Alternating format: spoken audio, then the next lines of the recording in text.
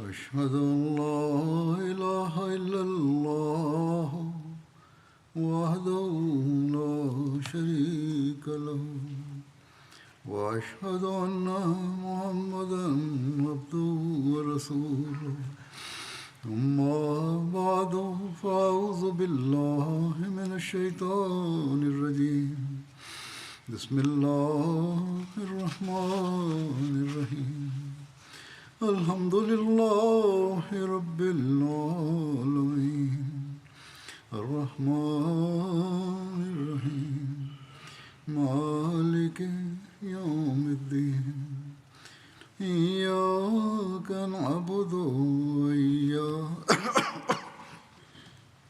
إياك نعبد وإياك نستعين اهدنا الصراط المستقيم صراط الذين أنعمت عليهم غير المغضوب عليهم ولا الضالين.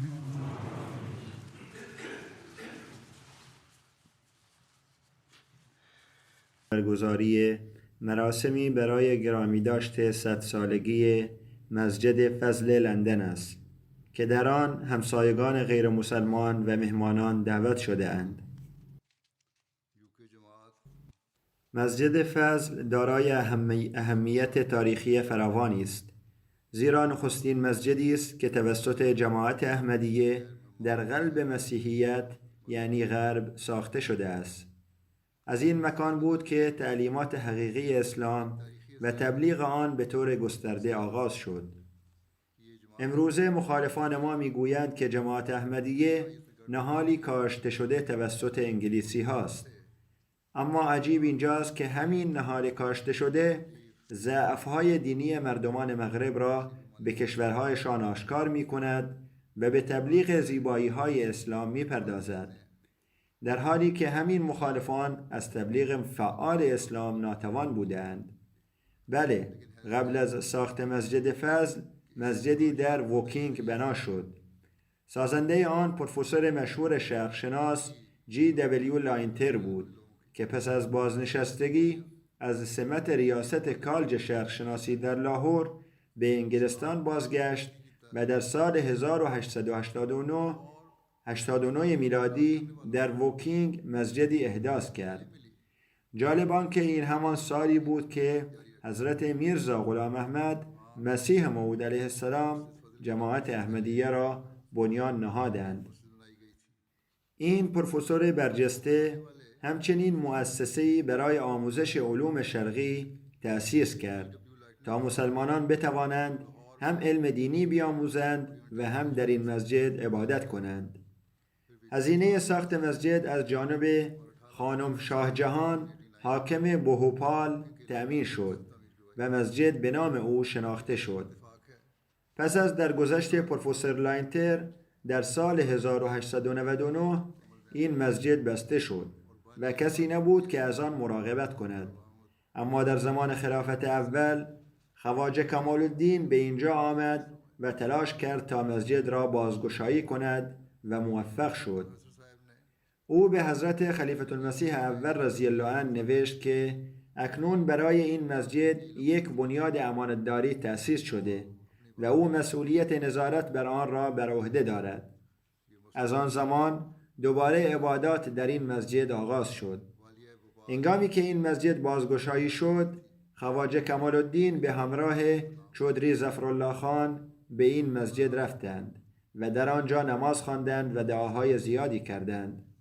پس از مدتی حضرت مصلح موعود رضی الله عنه اقدام به اعزام مبلغین کردند، اما به دلیل نبود بودجه کافی شرایط مهیا نبود. با این حال به هر ترتیب ممکن چودری فتح محمد سیال به انگلستان اعزام شدند و مدتی در کنار خواجه کمال الدین فعالیت کردند. اما پس از وفات حضرت خلیفة المسیح اول رضی الله عنه خواجه کمال الدین بیعت حضرت خلیفة المسیح دوم رضی الله عنه را نپذیرفت و چودری فتح محمد سیال نیز او را ترک کرده و به جای دیگری رفت. به هر حال اگرچه مسجد ووکینگ وجود داشت، اما مسجد فضل اولین مسجدی بود که به طور رسمی توسط مسلمانان به ویژه جماعت احمدیه ساخته شد. بی تردید امروز در انگلستان و لندن و حتی در کشورهای غربی بسیاری از مساجد ساخته شده‌اند، اما افتخار نخستین مسجد لندن به مسجد فضل تعلق دارد.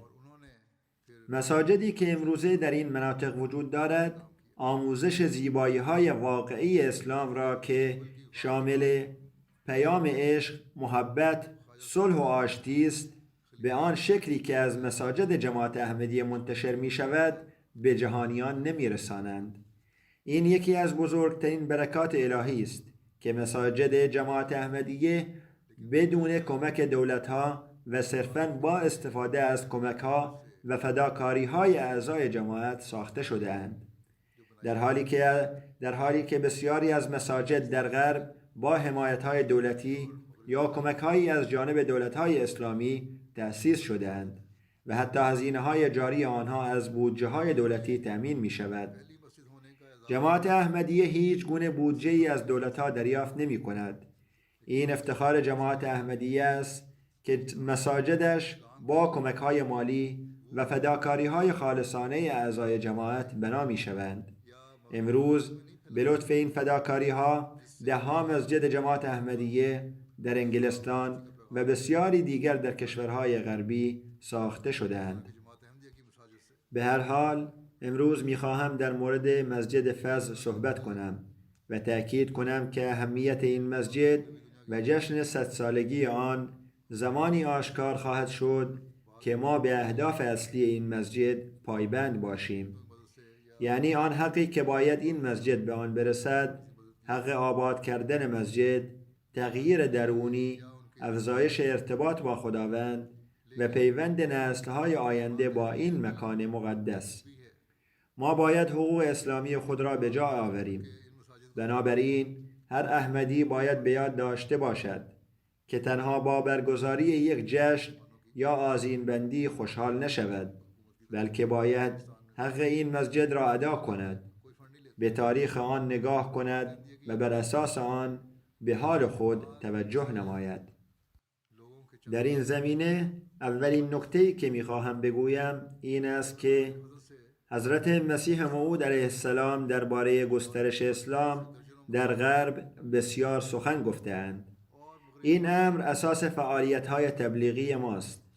در یکی از رویاهای خود در مورد طلوع اسلام از غرب می‌فرمایند: همان گونه که ایمان داریم طلوع خورشید از سمت مغرب رخ خواهد داد، این عاجز در رویا دید که معنای طلوع خورشید از مغرب آن است که سرزمین‌های غرب که از دیرباز در تاریکی کفر و گمراهی بودند با نور حقیقت اسلام روشن خواهند شد و از اسلام بهره‌مند خواهند گشت. با اطمینان کامل حضرت مسیح موعود علیه السلام فرمودند که باید امیدوار باشیم که انشاءالله اسلام در این سرزمین ها نیز گسترش خواهد یافت. سپس ایشان به یکی دیگر از پیشگویی های خود اشاره می کنند و می فرمایند: من دیدم که در شهر لندن بر منبری ایستاده‌ام و به زبان انگلیسی با بیانی بسیار مدلل صداقت اسلام را به اثبات می رسانم. پس از آن دیدم که بسیاری از پرندگان را که روی درختان کوچک نشسته بودند و رنگ‌های سفید داشتند و اندازه بدنشان مشابه تیتر بود گرفتم. این رویا را چنین تعبیر کردم که اگرچه من نیستم، اما نوشته‌های من در میان این مردم پخش خواهد شد و بسیاری از راستپذیران انگلیسی به صداقت اسلام جذب خواهند شد. در حقیقت تا کنون ارتباط سرزمین‌های غربی با حقایق دینی بسیار کم بوده است. گویی خداوند حکمت دینی را به آسیا و حکمت دنیوی را به اروپا و آمریکا اختصاص داده است. همچنین فرمودند که سلسله انبیا از ابتدا تا انتها در آسیا باقی مانده و ولایت و کمالات نیز به مردم این سرزمین ها اختصاص داده شده است. اکنون خداوند می‌خواهد نظر رحمت خود را بر این مردم بیفکند. یعنی خداوند متعال می‌خواهد نظر رحمت خود را بر مردم کشورهای غربی بیفکند. این همان ارشاد، آرزو، دعا و بشارت حضرت مسیح موعود علیه السلام است و این همان وظیفه‌ای است که امروز جماعت احمدیه در انگلستان و همچنین در دیگر کشورهای غربی مانند آمریکا و سایر کشورهای دنیا به منظور رساندن پیام حقیقی اسلام در حال انجام آن است.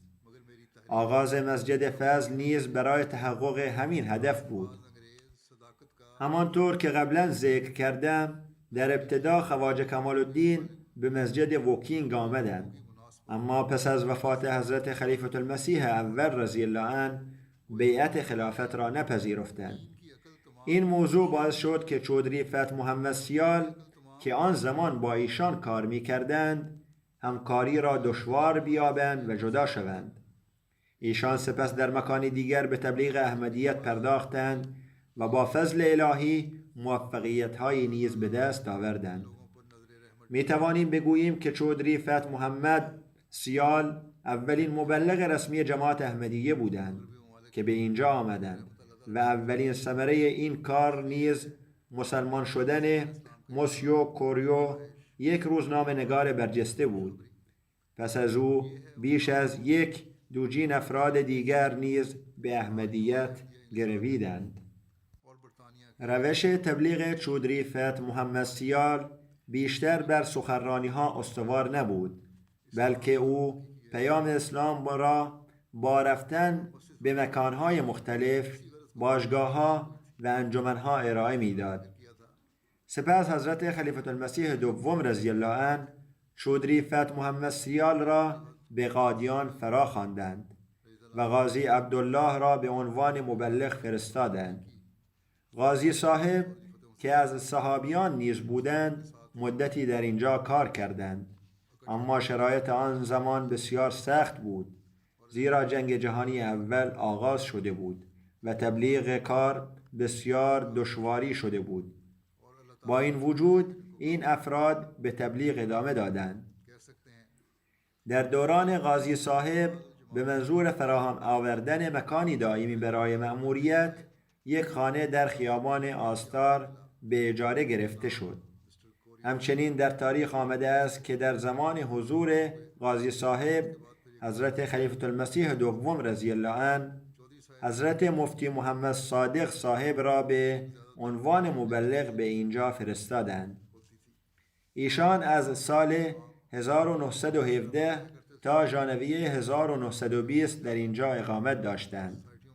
در سال 1919 چودری فتح محمد سیال و مولوی عبدالرحیم نیز مجدداً به اینجا فرستاده شدند و هر دوی آنها با خلوص نیت به تبلیغ احمدیت پرداختند. در سال 1920 حضرت خلیفة المسیح دوم رضی الله عنه از چودری فتح محمد سیال خواستند که در انگلستان زمینی خریداری کنند تا مسجدی ساخته شود و مشن هاوسی رسمی تأسیس گردد. تلاش‌هایی برای تحقق این هدف آغاز شد و زمینی در منطقه پاتنی با مبلغی بیش از 2200 پوند خریداری شد. هنگامی که خبر خرید زمین برای مسجد فضل به حضرت خلیفة المسیح دوم رضی الله عنه رسید، ایشان در منطقه دلهوزی حضور داشتند. در آنجا مراسم بزرگی برگزار نمودند و نام این مسجد را مسجد فضل تعیین فرمودند.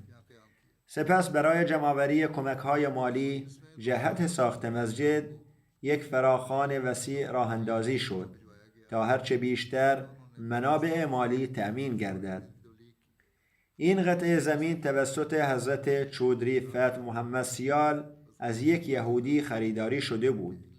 اگرچه در حال حاضر ساختمان جدیدی در این مکان بنا شده، اما در آن زمان این زمین نزدیک به 1 هکتار مساحت داشت و بر روی آن یک خانه قرار داشت.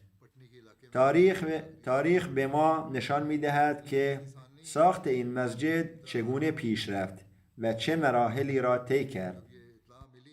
در سال 1924 همزمان با نمایشگاه ویمبلی برخی از افراد برجسته به این فکر افتادند که همراه با این نمایشگاه جهانی یک نمایشگاه مذاهب نیز برگزار شود. هدف این بود که به جای تمرکز بر مسیحیت که غرب به خوبی با آن آشنا بود، اطلاعات بیشتری درباره دیگر ادیان به دست آورند و نمایندگان آنها را به لندن دعوت کنند تا سخنرانی‌هایی ارائه دهند. در این راستا مولوی عبدالرحیم نیر که آن زمان مبلغ جماعت احمدیه در این منطقه بود، برای ایراد سخنرانی دعوت شد. ایشان این خبر را به قادیان رساندند.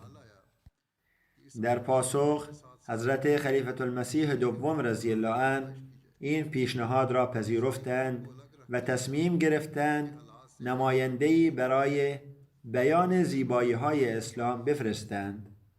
در عین حال خود حضرت خلیفة المسیح دوم مقاله‌ای مفصل درباره ویژگی‌های اسلام و تعلیمات حقیقی آن نوشتند که در نهایت به کتابی بزرگ تبدیل شد.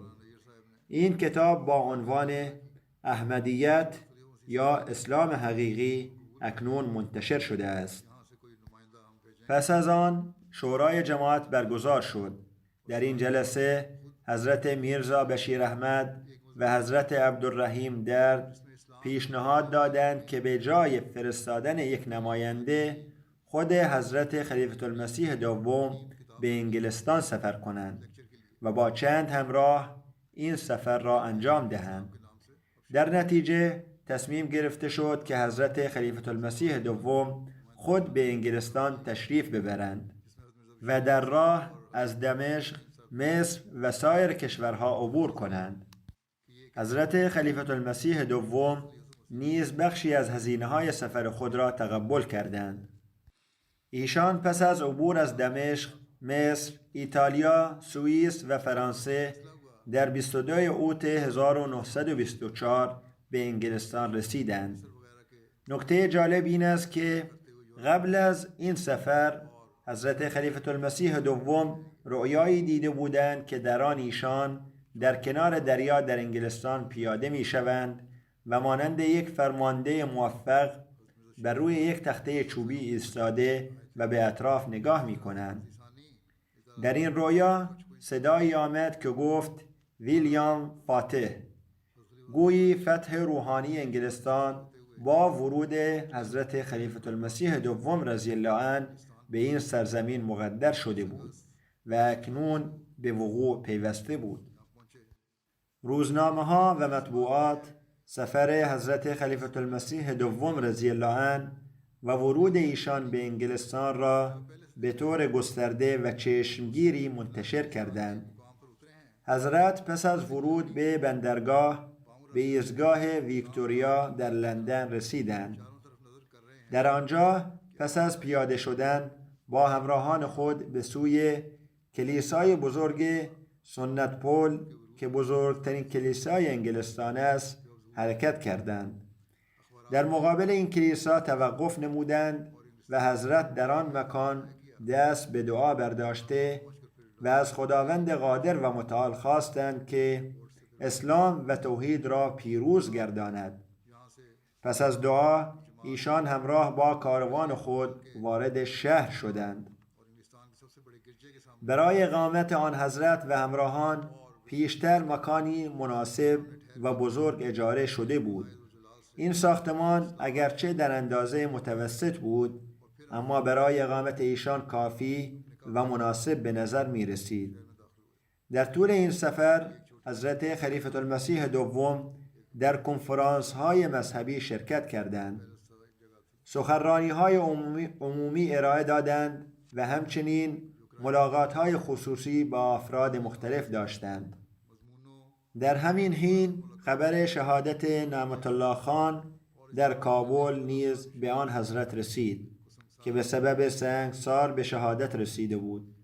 این واقعه به همراه فعالیت‌های تبلیغی جماعت باعث شد که احمدیت در روزنامه‌ها و محافل خبری بازتاب گسترده‌ای پیدا کند. پس از این رویدادها نوبت به مراسم سنگ بنای مسجد فضل رسید. این مراسم نیز به فضل الهی با شکوه و تأثیر فراوان برگزار شد.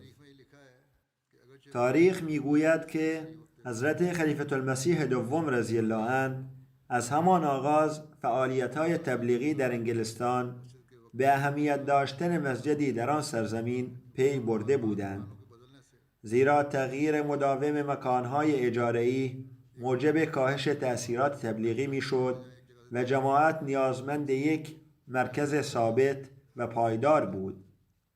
اما فراهم کردن مکانی مناسب و تهیه بودجه برای ساخت آن در آن زمان بسیار دشوار به نظر می رسید.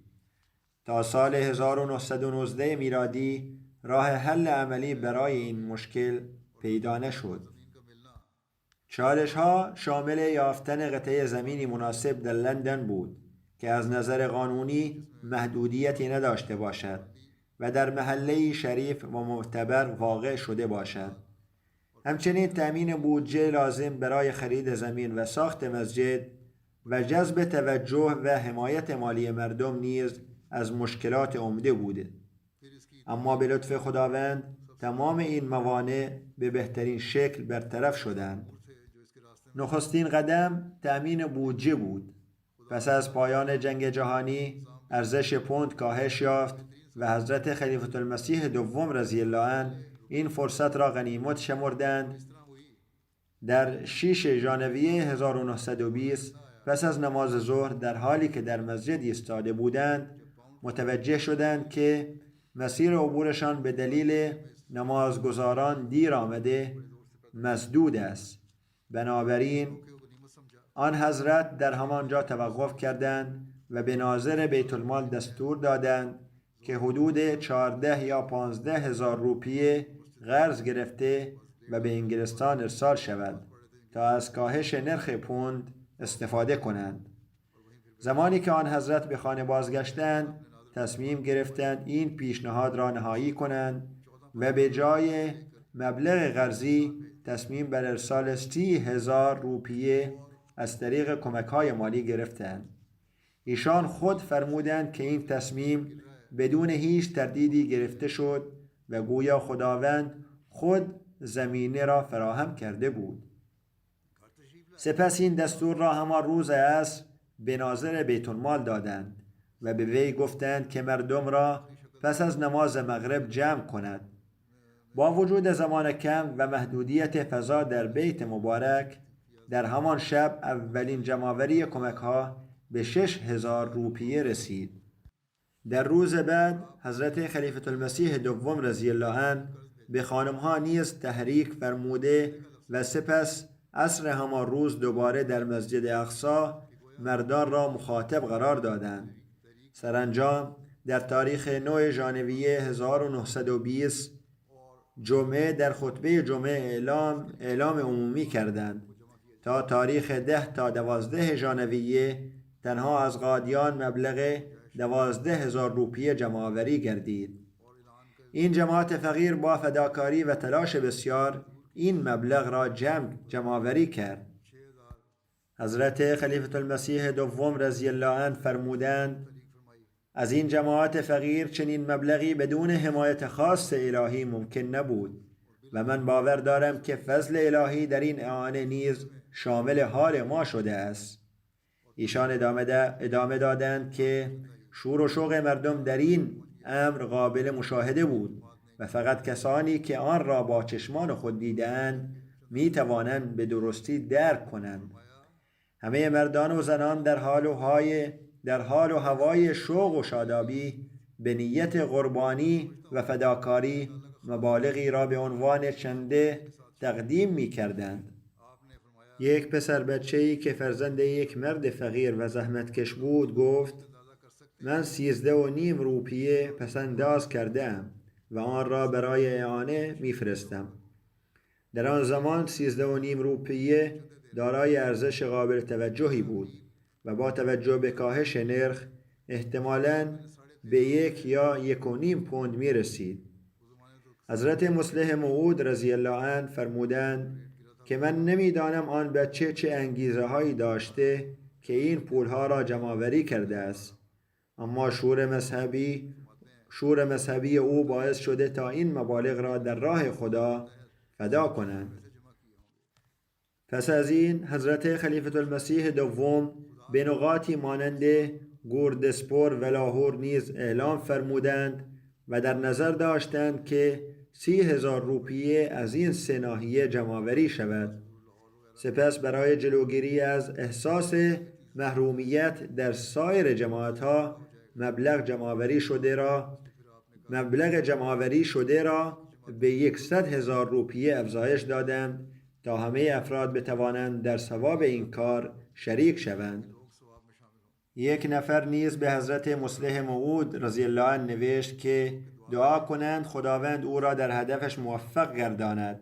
او قصد دارد تمام هزینه‌های ساخت مسجد احمدیه در انگلستان را خود تقبل کند. حضرت خلیفة المسیح دوم فرمودند که من اجازه ندادم چون نمیخواستم کسی از خیرات محروم بماند. به هر حال این پول جمع‌آوری شد و از طریق بانک هند به انگلستان ارسال گردید که برابر با 3,468 پوند میشد. این مبلغ در یک هفته جمع‌آوری گردید و بعداً نیز مبلغ بیشتری ارسال شد. در آن روزها کاهش نرخ پوند نیز باعث شد تا با مبلغ کمتری پوند بیشتری به دست آید. در نهایت آغاز ساخت و سنگ بنای این مسجد به همراه ورود حضرت خلیفة المسیح دوم رقم خورد. در تاریخ 19 اکتبر 1924 روز یکشنبه سنگ بنای این مسجد با شکوه گذاشته شد. در آن روز در تاریخ ثبت شده است که روز 18 اکتبر 1924 روزنامه ها اعلام کرده بودند که پیش بینی شده است که 19 اکتبر هوای خوبی خواهد بود و آفتاب خواهد درخشید، اما خداوند متعال این پیش بینی را باطل کرد و نشانه‌ای واضح از وجود خیش نشان داد و بارش باران از صبح آغاز گردید. وقتی این موضوع در حضور حضرت خلیفة المسیح دوم رضی الله عنه مطرح شد، ایشان فرمودند نگران چه هستید؟ این یک اتفاق خوب است. در این وضعیت کسانی که برای افتتاح خواهند آمد از روی اخلاص خواهند آمد. فردا نیز پیشبینی بارش وجود دارد. حالا ببینیم آیا این پیشبینی به حقیقت میپیوندد یا خیر. حضرت خلیفة المسیح دوم رضی الله عنه تأکید کردند که آنهایی که خواهند آمد از روی اخلاص خواهند آمد و انشاءالله این مراسم با موفقیت برگزار خواهد شد. برای برگزاری این مراسم یک خیمه کوچک برپا شد تا مهمانان بتوانند در آرامش نشسته و برنامه‌ها را تماشا کنند. دعوتنامه‌هایی به افراد مختلف ارسال شده بود، از جمله نمایندگان پارلمان، رهبران، سیاستمداران و دیپلمات‌ها. با وجود اینکه زمان کمی باقی مانده بود و تصور میشد تعداد کمی از افراد حاضر شوند، اما در کمال شگفتی تعداد زیادی مهمان به این مراسم آمدند.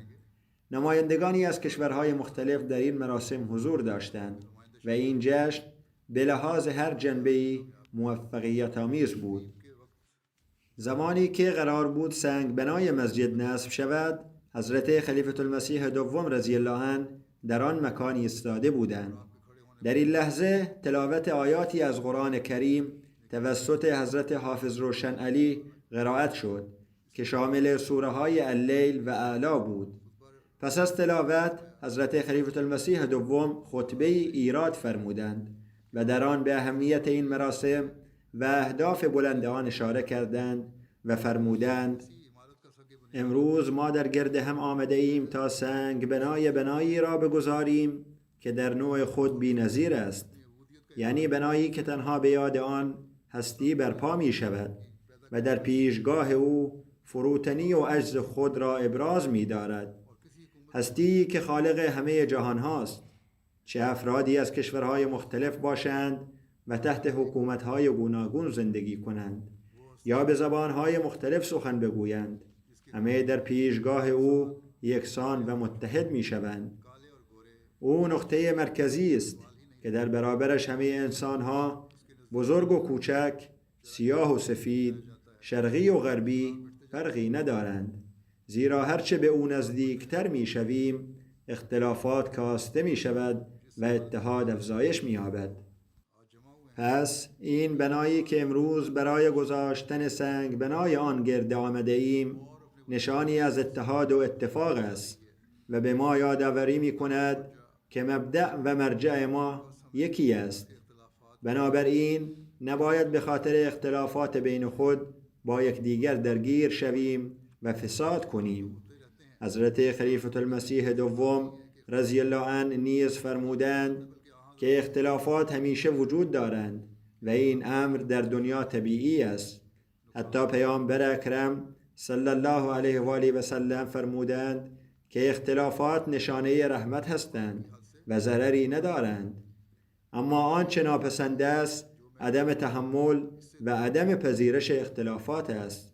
یعنی وقتی که هر کس بخواهد تنها نظر خود را قبول کند و سایرین را نپذیرد.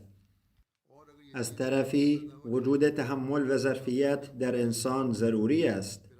برخی میگویند اختلاف بد است، اما اگر چنین باشد مفهوم تحمل چیست؟ تحمل در واقع تنها زمانی معنا دارد که اختلاف وجود داشته باشد.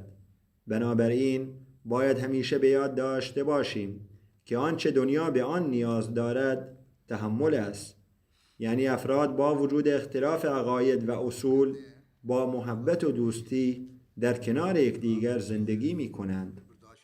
هر فرد حق دارد دیگران را به آنچه که به نظرش خوب می رسد دعوت کند، زیرا بدون تبلیغ پیشرفت در علم ممکن نیست. اما آنچه کسی حق ندارد انجام دهد این است که بخواهد زبان و اعمال دیگری را به زور تغییر دهد یا به خاطر اختلاف در برخی امور او را آزرده خاطر کند. این عمل نادرست است. مسجد به منظور ایجاد چنین روحیاتی ساخته می شود و اسلام نیز به مسجد نام بیت الله داده است. یعنی خانه‌ای که انسان حق ندارد به دلیل اختلافات کسی را از آن بیرون کند یا به او آسیبی برساند، چرا که این خانه خداوند است و نه خانه انسان. به رغم این که آخوندهای پاکستانی امروز این را به عنوان حق خود می دانند که هر گونه که بخواهند با احمدیان رفتار کنند و حتی ورود آنها به مساجد را محدود نمایند. باید بدانند که این خانه خداوند است و همه باید به یکدیگر احترام بگذارند. قرآن کریم می فرماید ومن اظلم ممن منع مساجد الله ان یذکر فیها اسمه، یعنی ظالم تر از کسی که مانع عبادت در خانه های خدا می شود وجود ندارد. این ظلمی است که امروزه آخوندهای پاکستانی در سایه اسلام انجام می دهند. حضرت خلیفة المسیح دوم رضی الله عنه فرمودند که تاریخ نشان می دهد که روزی یک هیئت از مسیحیان یمن به خدمت رسول کریم صلی الله علیه و آله و سلم آمد. در حین گفتگو وقت نماز فرا رسید و آنها از آن حضرت اجازه خواستند که بیرون رفته و نماز بخوانند. رسول الله صلی الله علیه و آله و سلم فرمودند نیازی به رفتن به بیرون نیست، شما می توانید در مسجد ما نماز بخوانید. این عمل نشان می دهد که دروازه مساجد اسلامی به روی هر کسی که می خواهد خداوند متعال را عبادت کند باز است و مساجد اسلامی نقطه مرکزی برای اتحاد پیروان مذاهب مختلف هستند. سپس حضرت خلیفة المسیح دوم با بیان این روح و احساسات که جماعت احمدیه برای ساخت این مسجد قرار است به کار ببندند اعلام فرمودند که در حال افتتاح این مسجد هستند. ایشان تأکید کردند که مسجد تنها برای عبادت خداوند ساخته می شود تا عشق به خدا در جهان برقرار شود و مردم به سوی دین روی آورند، زیرا بدون دین حقیقی ترین آرامش و پیشرفت ممکن نیست. ایشان بیان فرمودند که هیچ کس را که می‌خواهد خداوند را عبادت کند از عبادت منع نخواهیم کرد، به شرط آنکه او از قواعدی که برای نظم و ترتیب آنجا مقرر شده پیروی کند و مانع عبادت کسانی نشود که به نیازهای مذهبی خود در این مسجد می‌پردازند. حضرت خلیفة المسیح دوم رضی الله عنه یقین داشتند که روح مدارا که از این مسجد ایجاد خواهد شد می‌تواند به دور کردن فتنه و فساد از دنیا کمک کند و به برقراری صلح و امنیت یاری رساند. ایشان امیدوار بودند که روزی فرا می‌رسد که مردم به جای جنگ و جدل با محبت و دوستی در کنار یکدیگر زندگی کنند و تمام دنیا این حقیقت را درک کند که وقتی خالق همه انسانها یکی است باید با یکدیگر محبت و دوستی بیشتری داشته باشند و به جای مانع تراشی در پیشرفت یکدیگر در ترقی یکدیگر یاری رسانند. چرا که همانطور که یک پدر هرگز دوست ندارد فرزندانش با هم بجنگند، خداوند نیز هرگز نمیخواهد که مخلوقش در جنگ و جدل مشغول باشد. حضرت خلیفة المسیح دوم میرزا بشیرالدین محمود احمد رضی الله عنه در خطبه‌ای فرمودند که جنگ‌ها و اختلافات ریشه در دوری از خداوند دارند. به همین دلیل خداوند متعال حضرت مسیح موعود علیه السلام را به این منظور فرستاد که مردم را به سوی خالقشان سوق دهد، اختلافات را برطرف نماید و محبت و اتحاد را در دل برافروزد.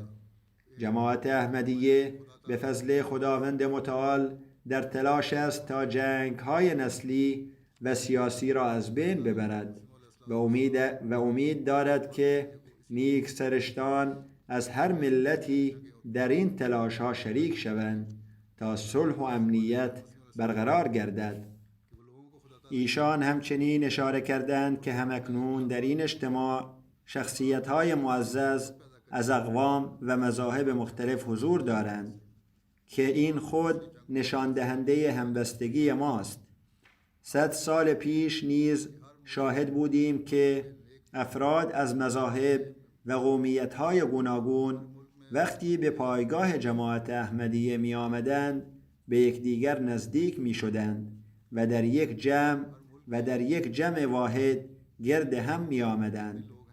حضرت خلیفة المسیح دوم رضی الله عنه در زمان تأسیس مسجد فضل بر روی یک لوح نوشتند: من میرزا بشیرالدین محمود احمد خلیفه مسیح دوم امام جماعت احمدیه که مرکز آن در قادیان پنجاب هند قرار دارد به منظور کسب رضایت خداوند متعال و برای آن که نام خدا در انگلستان بلند شود و مردم این سرزمین نیز از برکت این مسجد بهره‌مند گردند در تاریخ 20 ربیع الاول 1343 هجری قمری بنیاد این مسجد را می‌گذارم و از خداوند متعال می‌خواهم که این تلاش‌های مخلصانه جماعت احمدیه را قبول فرماید و زمینه‌های آبادانی این مسجد را فراهم آورد و همواره آن را به مرکز نیکی، تقوا، انصاف و محبت تبدیل کند و این مکان نورانی ترین افکار را از پیامبر گرامی اسلام حضرت محمد المصطفی صلی الله علیه و آله و سلم و حضرت مسیح موعود علیه السلام به سایر کشورها منتشر سازد. ای خدا چنین کن. 19 اکتبر 1924. این تحریر را که می‌خوانید نشانی است از تأسیس مسجد فضل و برکات آن.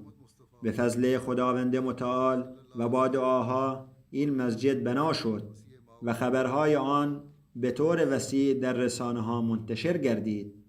روزنامه‌ها با ارجاع به سخنان حضرت مصلح موعود رضی الله عنه فعالیت‌های جماعت را مورد ستایش قرار دادند. خلاصه ای از نکات مهمی که در سخنرانی ذکر شد بیان کردم و جزئیات بیشتر در متن اصلی موجود است. مسجد فضل در سال 1926 افتتاح شد. قرار بود که شاه فیصل که در آن زمان شاهزاده بود این مراسم را افتتاح کند. پدرش به ایشان اجازه شرکت در این مراسم را داده بود، اما به دلیل واکنش‌های منفی مسلمانان شاه به ایشان اجازه نداد. در نهایت شیخ عبدالقادر این مراسم را افتتاح کردند و با صداقت بیان کردند که من احمدی نیستم، اما ما باید با یکدیگر همکاری کنیم و از اختلافات فراتر برویم. این حوصله او نشانه ای از روحیه باز و بزرگمنشیش است و دعا می کنم که خداوند متعال پاداش نیکو به او عطا فرماید. تاریخ مختصری از مسجد فضل را بیان کردم و علت تأسیس آن روشن است: گسترش اسلام در غرب. امروز ما به مناسبت 100 سالگی این مسجد جشنی برگزار می کنیم که هدف دنیوی ندارد. این مسجد مکان عبادت خداوند متعال است، جایی که مردم برای بندگی خداوند متعال گرد هم می آیند و حقوق یکدیگر را ادا می کنند، روح خود را اصلاح می کنند و اخلاق خود را ارتقا می دهند. در دورانی که بسیاری خدا را فراموش کردند، اهمیت مسجد دوچندان است. خداوند متعال هدف آفرینش انسان را عبادت قرار داده و ما باید به این هدف نزدیکتر شویم. امروزه بر ما واجب است که در عبادت‌هایمان درست عمل کنیم و دیگران را نیز به این امر دعوت نماییم. بقا و حیات حقیقی ما در عبادت خداوند متعال و ادای حقوق مخلوق او نهفته است. تنها در این صورت است که می توانیم در جهانی پر از صلح و آرامش زندگی کنیم و از نزاع‌ها و بی‌نظمی‌ها که امروزه به وضوح مشاهده می شود دور بمانیم. حضرت محمد صلی الله علیه و آله و سلم فرمودند: آنچه برای خود میپسندید برای دیگران نیز بپسندید. بر این اساس وظیفه هر احمدی این است که پیام اسلام که پیام عشق، محبت و صلح است را به دیگران منتقل کند. تنها در این صورت می توانیم اطمینان حاصل کنیم که نسل‌های آینده از ویرانی و نابودی در امان بمانند و از آثار جنگ‌ها موسون بمانند. خداوند متعال به ما توفیق دهد که حق این مسجد و همه مساجد را ادا کنیم. هر احمدی باید در هر جا و هر مسجد در آبادانی آن کوشش کند و حق عبادت را به جا آورد. ما باید به وظایف خود در رساندن پیام خداوند متعال و تبلیغ اسلام عمل کنیم و به طور واقعی مسلمانانی شویم که خداوند متعال حضرت محمد صلی الله علیه و آله و سلم را به عنوان پیامبر خویش مبعوث فرمود و در این زمان غلام صادقش حضرت میرزا غلام احمد مسیح موعود علیه السلام را فرستاد تا دورانی جدید از شکوفایی اسلام آغاز شود و پرچم اسلام در سراسر دنیا به اهتزاز درآید. خداوند متعال همگان را اللہ تعالیٰ نے حضرت صلی اللہ علیہ وسلم کو مبعوث فرمایا اور اس زمانے میں آپ کے غلام صادق کو بھیجا تاکہ اسلام کی نشت ثانیہ کا دور دوبارہ شروع ہو اور دنیا میں اسلام اور خدا واحد کی حکومت قائم ہو اور حضرت صلی اللہ علیہ وسلم کا جھنڈا دنیا میں لہرائے۔ اللہ تعالیٰ ہم سب کو اس کی توفیق عطا فرمائے۔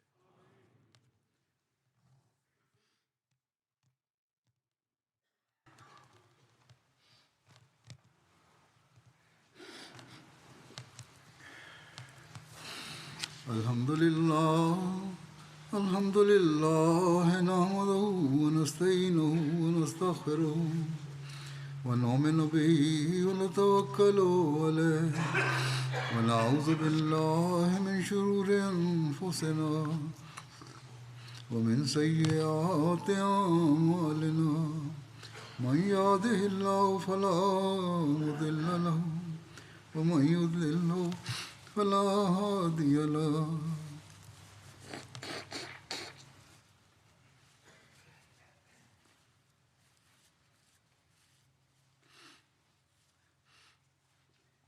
ونشهد أن لا إله إلا الله ونشهد أن محمدا عبده ورسوله عباد الله رحمكم الله إن الله يأمر بالعدل والإحسان وإيتاء ذي القربى وينهى عن الفحشاء والمنكر والبغي يعظكم لعلكم تذكرون اذكروا الله يذكركم وادعوه يستجب لكم ولذكر الله أكبر